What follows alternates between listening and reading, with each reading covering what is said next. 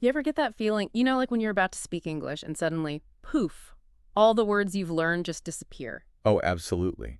It's so common, that hesitation, that second guessing. Many English learners struggle with it. And you know what? It's often not even about your English level, right? It's about confidence or a lack of it. I think you've hit the nail on the head. It's that inner assurance that can really make a difference. And that's exactly what we're going to unpack today in our deep dive. We're talking all about building confidence in speaking English. Love that. Getting right into it. And for this, we're drawing insights from a fantastic YouTube channel called Speak English with Class, specifically their English Leap podcast episode about, well, boosting your speaking confidence. Yeah, I've seen that one. Really practical advice. That's their style. Totally.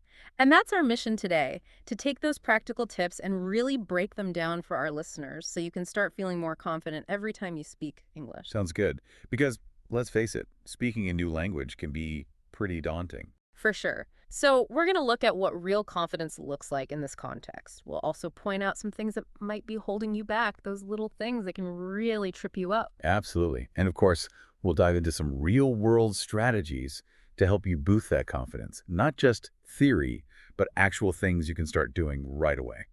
Love it. Practical stuff.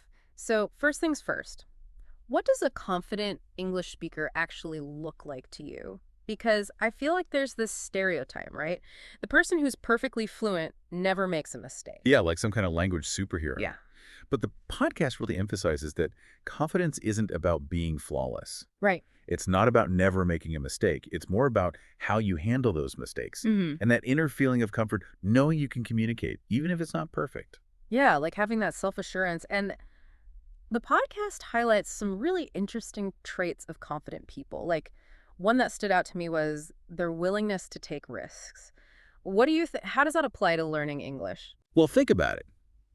If you're afraid to make a mistake, you're less likely to speak up. Totally. You're kind of stuck. Exactly. Confident speakers, they're not paralyzed by that fear. They embrace the possibility of making mistakes because they see it as part of the learning process. It's like they're not waiting for permission to be perfect. They're just going for it. Exactly. And another trait that's really important is optimism. They see mistakes not as failures, but as opportunities. Opportunities to learn and grow. Right. It's all about perspective. If you can view those mistakes as stepping stones, you're going to be much more likely to stick with it. It's like having a growth mindset, believing that you can improve with effort. And I guess that ties into resilience too, right? Because we all have those days where we just feel like we're not making any progress. Oh, for sure. We've all been there. Yeah, those moments can be so discouraging. But how do you think confident speakers handle those setbacks? Do they just give up? Absolutely not. They see those setbacks as temporary. A little bump in the road, not the end of the journey. They get back up and keep going. And here's something I've struggled with. It's about accepting compliments. When someone says, hey, your English is great, and you immediately deflect it. Oh, yeah, no, my grammar is terrible. Classic. I know, right?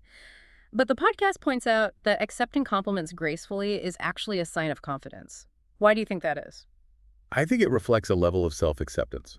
You're acknowledging your effort and progress. You're not constantly putting yourself down. Yeah, it's like giving yourself permission to be good at something. Oh. And then another point they made that I thought was super interesting is about decision making. Making decisions without overthinking. Because that can be such a trap. Oh, totally. Spending so much time trying to construct the perfect sentence in your head that you end up saying nothing at all. Yeah. Analysis paralysis. Exactly. And confident speakers, they don't seem to get bogged down in that. They trust their gut more.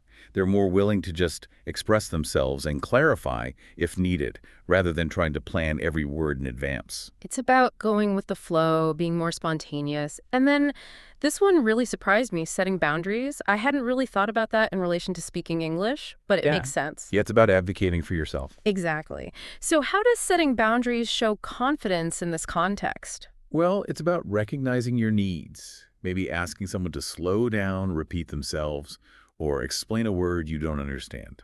You're not just passively accepting whatever comes your way. Exactly. You're actively participating in the conversation, making sure you're understood. And it shows self-respect, right? You're valuing your own ability to understand and be understood. Absolutely.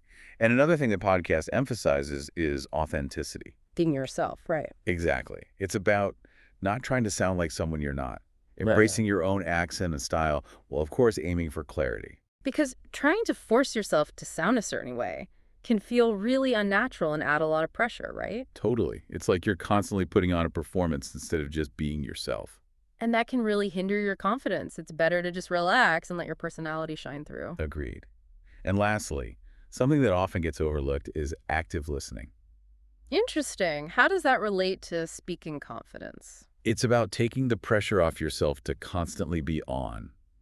When you're genuinely listening to the other person, you're more present in the moment. You're not just waiting for your turn to speak. And I guess it helps you understand the context better so you can respond more naturally and confidently. Absolutely. And it shows respect for the other person. It creates a more positive communication environment overall. Okay, so we've talked a lot about what confidence looks like in action. Now, let's flip the script a bit and talk about those things that can actually hold us back. The confidence killers. Yeah, Yeah. exactly. And the podcast gives a really helpful self-check, kind of like a list of common confidence blockers. Right. And the first one is a biggie, worrying too much about what other people think of your English. Oh, that's a classic. It's like you're constantly under a microscope. Exactly. That fear of judgment can be paralyzing. It prevents you from speaking freely and expressing yourself. And then there's the general anxiety that some people feel when they have to speak English. It can be in any situation, even casual ones. Yeah, even something as simple as ordering a coffee can feel stressful. So, what do you think is at the root of that anxiety for many English learners? It's often that underlying fear of making a mistake or not being understood. It's like your brain goes into overdrive thinking about all the things that could go wrong. Right. And that anxiety can manifest physically too. Hmm. Your heart starts racing, your palms get sweaty. Oh, yeah, all those lovely physical symptoms. Exactly. It can make it even harder to speak clearly and confidently. And then there's the classic avoiding eye contact. Guilty as charged. I definitely do that when I'm feeling nervous. It's a natural response, but it can unfortunately signal a lack of confidence. It's like you're trying to disappear. Yeah, you're not fully engaging in the conversation. So, what would be a more confident approach in terms of eye contact? Making appropriate eye contact shows that you're present, attentive, and self-assured. It conveys confidence. Got it. And then there's the issue of speaking too quietly. I've been there. It's almost like you're trying to avoid being noticed. Right. Like if I speak softly, maybe they won't hear my mistakes. Exactly. But speaking too quietly often makes it harder for others to understand you, which can then make you even more self-conscious. It's a vicious cycle. So what's the solution? Just shout everything. Not exactly. It's about finding a comfortable volume that allows you to be heard clearly. It's about projecting your voice with confidence. And this next one is a killer overthinking past conversations. Replaying those awkward moments over and over in your head, cringing at things you said or didn't say. Oh, I do that all the time. It's like mental torture. Seriously. So how does dwelling on past mistakes affect our confidence in the present? It keeps you stuck in the past. You're focusing on perceived failures instead of looking forward to new opportunities to improve. It's like you're carrying all that baggage with you. Exactly. And it weighs you down. It prevents you from moving forward. And then there's the hesitation before speaking. That awkward pause while you try to formulate the perfect sentence. Yeah, we all pause sometimes, but when it becomes excessive, it can be a sign of insecurity. And it can disrupt the flow of conversation, right? Absolutely. It can make you appear less confident, Yeah. even if you know what you want to say. Okay, so all of these confidence blockers, they're so relatable. It's kind of comforting to know that we're not alone in this. Definitely. And the good news is we can actually work on these things. We can break free from these patterns. That's empowering, right? Knowing we have the power to change. Exactly. Awareness is the first step. Okay, so now for the really important part. How do we actually build confidence? The podcast really hammers home the idea that action often comes before confidence. What do you think about that? It's so true. We often wait to feel confident before taking action, but it's often the action itself that creates the confidence. It's like a fake it till you make it kind of thing. In a way, yes, but it's not about being fake. It's about pushing yourself to act, even when you don't feel completely ready. The podcast uses the analogy of public speaking. You wouldn't start by speaking in front of a huge audience. You'd probably practice in front of a mirror first, right? Baby steps. Absolutely. And that's how you build confidence in speaking English, too. Start small. Small wins. Exactly. Say hello to someone in English. Order your coffee in English. Leave a short voice message for a friend. Little things that get you using the language in real life situations. And then there's the whole idea of embracing progress over perfection. That can be so hard, especially for English learners who are worried about grammar mistakes. It's a common struggle, but the podcast reminds us that even native speakers make mistakes. It's about getting your message across, not about speaking perfectly. Yeah, communication over perfection. It's a much healthier mindset. And I love the idea of focusing on making 1% progress each day. It's so much more achievable than striving for this vague idea of fluency. It's about those small wins, building momentum over time. And then there's the power of positive self-talk. This is huge. The way we talk to ourselves can have a huge impact on our confidence. It's about being our own best friend, not our own worst critic. Exactly. So how can we start changing that internal dialogue? It takes conscious effort.